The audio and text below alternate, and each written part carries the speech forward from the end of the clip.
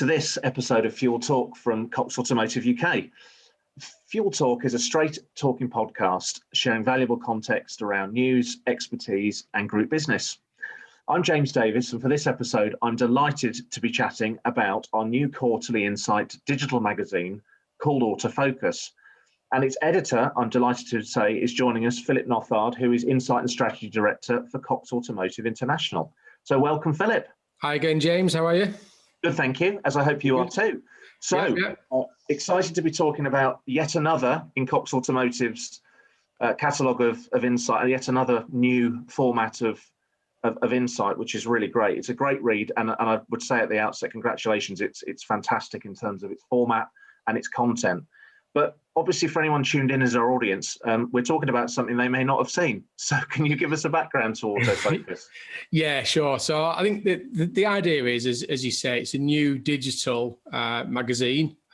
So the idea is that we'll start to publish this on a quarterly basis. And as you say, we've just launched the first issue that was live online on the 12th of April. So that's available now. And the idea is to share some of our intelligence and insights with customers, but through a digital format so they can access it very easily. They can jump in and out of it as they want.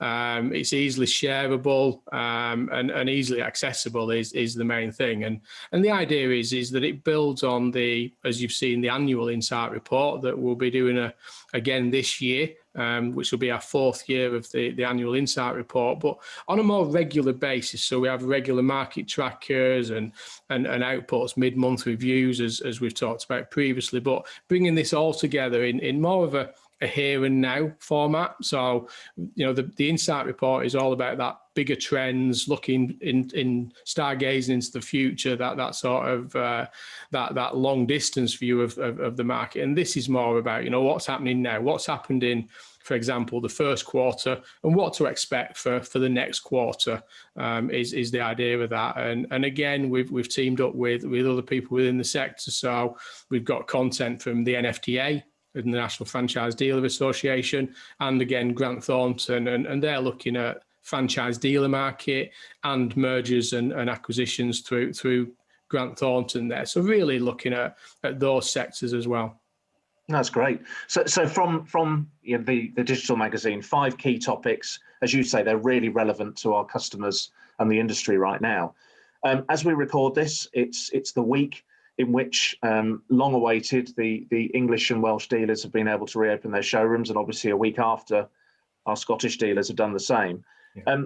I know you talk about this in the insight itself, but in terms of the bounce back that we expected, maybe that we saw in the first lockdown, when we came out of the first lockdown, is it too early to say? What are we hearing in terms of what the dealers are experiencing, now they're fully reopened?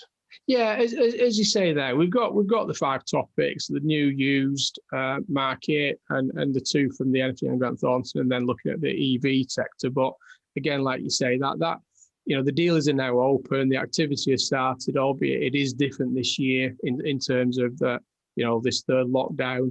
It's more about they were probably performing at 60, 70, 80% of where they would normally be performing, rather than nothing at all. So there isn't potentially as much pent-up demand there as we saw in the first lockdown, ready as dealers open. But positive feedback so far is that, depending on the type of dealer and the type of franchise they operate within, there is some activity, because some of the franchises and the way, if the private customers, they have held back, and the first time they've been able to get back into the showroom was on the 12th of April, really, in England and Wales, as you say, and Scotland from the 5th of April. So there is a little bit of activity starting to build up there, but we focused on from a new car perspective, looking at the second quarter of this year, and that we're forecasting the sort of most likely medium scenario being at 520,000 new car registrations, which, albeit it will be down 5.9% on the 2000 to 2019 pre-pandemic average. But we've got to remember, there has been activity throughout the recent lockdowns, and we are still seeing some challenges of stock coming into the market. There's still the semiconductor microchip issue hitting some of the franchise dealers in the sort of franchises across the global market. So again, we're seeing a little bit of that, but I don't think that's a bad result, if I'm honest, to be 5.9% down from an average coming out of a pandemic. Yeah, no, absolutely. And that's something in terms of, you alluded to the insight, the annual insight report, which, you again, you're steering that project when you launched it. It's still, to my understanding, the only insight source that is focusing on forecasts of used vehicle transactions. And I know in terms of specifically in this report, you are focusing on the next 3 months in terms of that forecast, aren't you, for new and used cars? We are, yeah, and sort of drilling into a little bit more detail. So I think it's key at the minute. There's a lot of talk around new cars and what's happening there, but actually, as you say, what was missing was the used car element, and it's obviously a sector that both you and I operate very heavily within. So within this, we have forecast a best case, mid case, which is the most likely, and a worst case scenario. We've looked at Q1 and Q2 because the first quarter or the quarters in terms of used car transactions don't come out as quickly as what the new car activity comes out into the market. So there is a delay there. So at the minute, we've not seen the actual performance for the first quarter of 2021. So we did forecast the first and second quarter in this one. And, we're looking at this in terms of a full year market. So the readers can expect to see what the full year expectations are from a best, mid and worst case scenario for various reasons around used cars, and look at the first and second quarter of this year. Yeah, no, that's great. And as you say, with the quarterly regularity now, that information will become much more salient to people making decisions and keeping an eye on the market, because there's certainly going to be an element of volatility in the markets. A lot of pundits are saying, aren't they, in the industry? Yeah, we're in a period of unseasonality. I mean, we've been in that period for some time now. So it's key that, one, we produce something that is we can review on a regular basis, as you say. We can go back into it. We can look at where our long-term forecasts were and where they need realigning. We have realigned our full year 2021 forecast that we put out in November of last year in the annual insight report for both new and used cars. But actually, it's more about that first and second quarter for used cars and what we do expect and why. We know that there is a potential impact from the shortage of new cars coming into the market throughout the pandemic.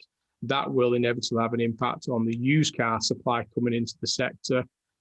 So again, it's what impact that will have, and when the fleet and rental operators will start to recover, producing that much needed nearly new stock for the sector. When we'll start to see, say, that daily rental, will it recover? When will it recover? And what will it do for the sector? So again, deep dive into some of that detail. Yeah, absolutely. And as you've written in the forward to the report to AutoFocus as the editor, and it was a really salient point, because we spend our world almost in insight, absorbing and then passing that through and making sense of it, I guess. But you make the point as you open up to say how much insight there is in the industry right now, and it is actually this is the purpose of AutoFocus, is to help our customers in the industry kind of cut through all of that and really take out some salient points that are affecting them right now. And one of those, I think, is interesting and certainly seems to be the topic of most webinars, and certainly you'll be the same that you joined, Phil, is EVs and electrification and the uptake of electrification. And indeed, AutoFocus quite rightly has a topic that focuses on that, a key topic that focuses on that. So in terms of, I guess, just for the audience that are tuned in, where are we in terms of EV on that journey of adoption, do you think, as you see it? I think EV is a huge subject, as you and I know, James, that, it's what's happening in that new car market, where the UK sits in alignment with the European market. Now we're out of Brexit.